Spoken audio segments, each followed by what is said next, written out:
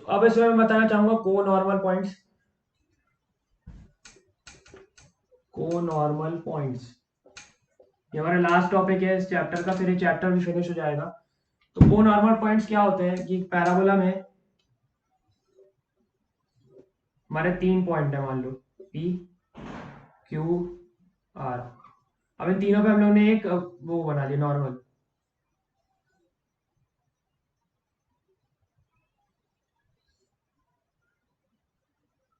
ये सब नॉर्मल है। तो अगर ये 3 नॉर्मल एक पॉइंट पे कॉन्करेंट हो रहे हैं, एक मिनट में देख लो रिकॉर्ड हो रहा है कि नहीं। हाँ हो रहा है। तो अगर हम लोग ने 3 पॉइंट से 3 नॉर्मल बनाए और वो तीनों नॉर्मल एक ही पॉइंट पे इंटरसेक्ट कर रहे हैं, तो हम लोग इन पी क्यू आर को कहते हैं को नॉर्मल पॉइंट्स। बस यही इसका डेफिनेशन है। इसको रटने मत बैठने, क्योंकि कहीं लिखने को नहीं आएगा। इसको समझ लो क्या है। अगर पी क्यू आर 3 पॉइंट और उनमें से नॉर्मल्स बनाया जाए और वो नॉर्मल्स इंटरसेक्ट कर रहे हैं, कॉन्करेंट आ रहे हैं एक पॉइंट पे, वो ले लेते हैं इसको। तो इस अल्फा बीटा ले लेते हैं इसको। तो पी क्यू आर को हम लोग कहते हैं को नॉर्मल पॉइंट्स। अब ये ओ को नॉर्मल पॉइंट मत बोल देना, पी क्यू आर है को नॉर्मल पॉइंट्स। तो ये समझ आ गया। अब इसमें इसमें और भी कुछ चीजें हैं। तो अगर हम लोग इक्वेशन लिख लें, अगर हम लोग पैराबोला की इक्वेशन लिखे, तो मैं पहले तो लाइन सॉरी मैं पैराबोला की इक्वेशन नहीं बोल रहा, नॉर्मल की इक्वेशन लिखे। तो नॉर्मल की इक्वेशन क्या होगी, वाई इक्वल्स टू हमने क्या देखा था, minus x T plus 280 plus 80 cube. ये हमने देखी थी इसकी इक्वेशन। अरे यार मैं बार बार, हाँ नॉर्मल की इक्वेशन हमने ये देखी थी।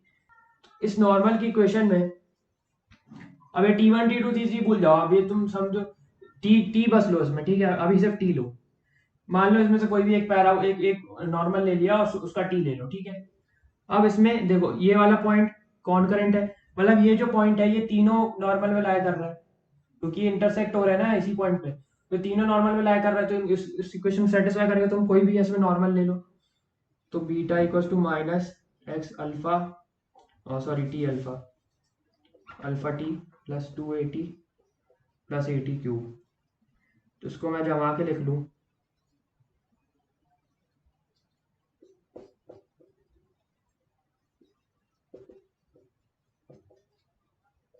तो मैं इसको जमा के लिख लिया, क्यूबिक इक्वेशन बन गई यहाँ पे। तो क्यूबिक इक्वेशन बनी तो इसके 3 रूट होंगे।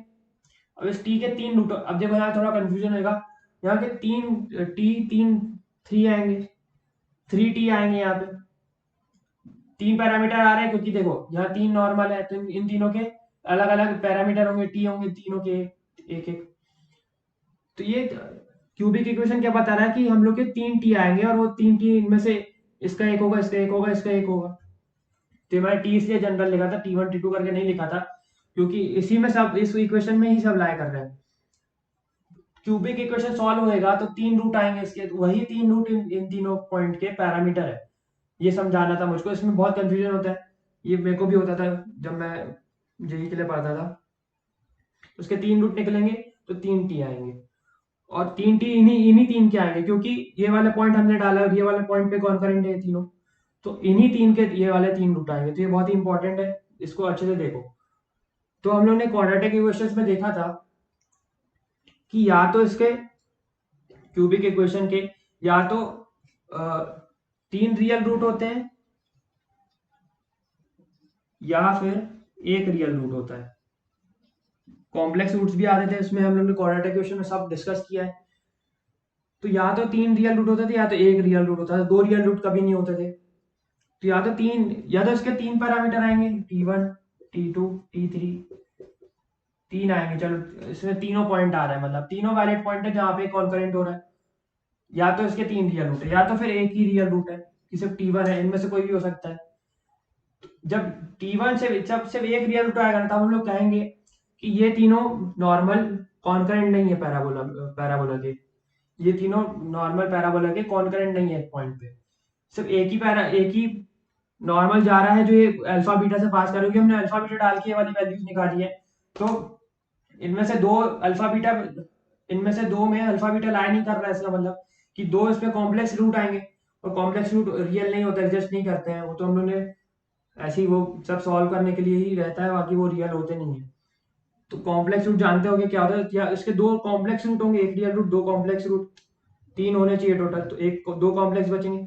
तो कॉम्प्लेक्स का मतलब है कि अल्फा बीटा वो दो रूट्स पे लाई नहीं कर रहा है, वो दो पैरामीटर्स पे लाई नहीं कर रहा, तो इनमें से कोई दो पॉइंट होंगे जिन पे अल्फा बीटा लाई नहीं करेगा, एक पॉइंट ही पास करेगा, तो उसमें उस केस में एक रियल रूट हो जाता है, और नहीं तो तीन रियल रूट होता है कि तीनों एग्जिस्ट कर रहे हैं और एक कॉन्करेंट है एक पॉइंट पे। और दो कभी नहीं होंगे कि दो, तुमने बोले दो नॉर्मल कॉन्करेंट है, तो ऐसा कभी नहीं होएगा। अगर दो कॉन्करेंट है ना, तो तीसरा भी जरूर होगा उसका, कि अगर हम लोग को मान लो क्वेश्चन में दिया है कि दो दो नॉर्मल कॉन्करेंट है, तो उसका तीसरा पक्का होगा ही होगा, क्योंकि दो दो रियल रूट नहीं हो सकते इसमें। तुम लोग को उसमें समझ आ जाएगा अगर तुम क्वाड्रेटिक इक्वेशन देखोगे, क्वाड्रेटिक इक्वेशन वीडियो में बहुत अच्छे से बताया मैंने कि दो रियल रूट क्यों नहीं होते। तो अगर दो दिए होंगे ना, तो तीसरा भी पक्का होगा वो। अब ऐसे क्वेश्चन बन सकता है कि इफ पैराबोला हैज दो normals concurrent at a point, then करके नीचे दिया रहेगा कि एक और हो सकता है कि नहीं हो सकता, वैसा कुछ करके, तो ये याद रखो। अब इसमें ये हो गया, अब एक और चीज देख लेते हैं हम लोग, एक बहुत ही सिंपल सी चीज बची है।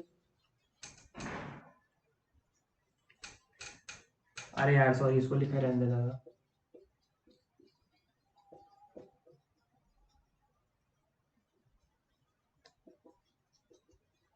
तो इसमें देखो टी स्क्वायर वाली टर्म नहीं है, तो टी स्क्वायर वाली टर्म नहीं है, तो टी स्क्वायर वाली टर्म का कोफिशिएंट अपॉन ए हम लोग लिखते थे, coefficient of minus coefficient of T square upon A equals to sum of roots होता था।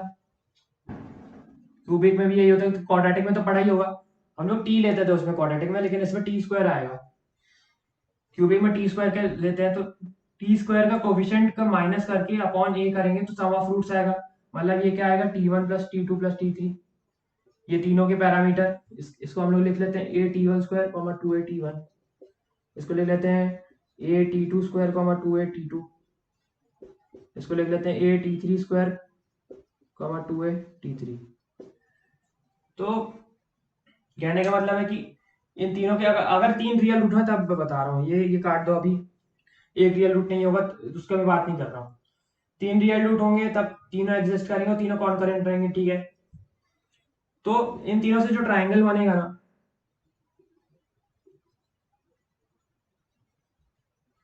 ये ट्राइंगल बना लिया मैंने, पी क्यू आर का ट्राइंगल। ये तो देखो जीरो है, coefficient of T square zero है, क्योंकि यहाँ पे टी स्क्वायर वाली टर्म नहीं है, तो कोफिशिएंट टी स्क्वायर जीरो हो गया, तो ये जीरो हो गया, सम टी1 प्लस टी2 प्लस टी3 हमें मिलेगा जीरो। ये समझ आ गया। तो हम लोग कह सकते हैं कि टू ए टी, अगर हम लोग इसमें इसको मैं जमा के पहले लिख लूँ, नहीं तो कंफ्यूजन होगा बहुत लोगों को। इसमें मैं ए मल्टीप्लाई कर दूं, टू ए मल्टीप्लाई कर दूं तीनों में, और थ्री से डिवाइड कर दूं, ये सब कर सकते हैं ना, कि जीरो है यहाँ पे भी मल्टीप्लाई कर डिवाइड करोगे तो जीरो ही देगा, तो हम लोग ये ऐसा लिख सकते हैं, होल अपॉन थ्री कर लिया। तो देखो वाई कोऑर्डिनेट जो सेंट्रॉइड है ना, वाई कोऑर्डिनेट जो इसमें देखो वाई कोऑर्डिनेट से, तो जो सेंट्रॉइड होता है, सेंट्रॉइड का क्या फॉर्मूला होता है, y1 plus y2 plus y3 whole upon three, और यहाँ पे x1 x2 x3 प्लस, और यहाँ पे अरे यार मैं बार बार लिखता हूँ, टाइम वेस्ट होता है, x2 plus x3 upon three upon comma y1 plus y2 plus y3 upon three, ये सेंट्रॉइड का फॉर्मूला होता है कोई भी ट्राइंगल में।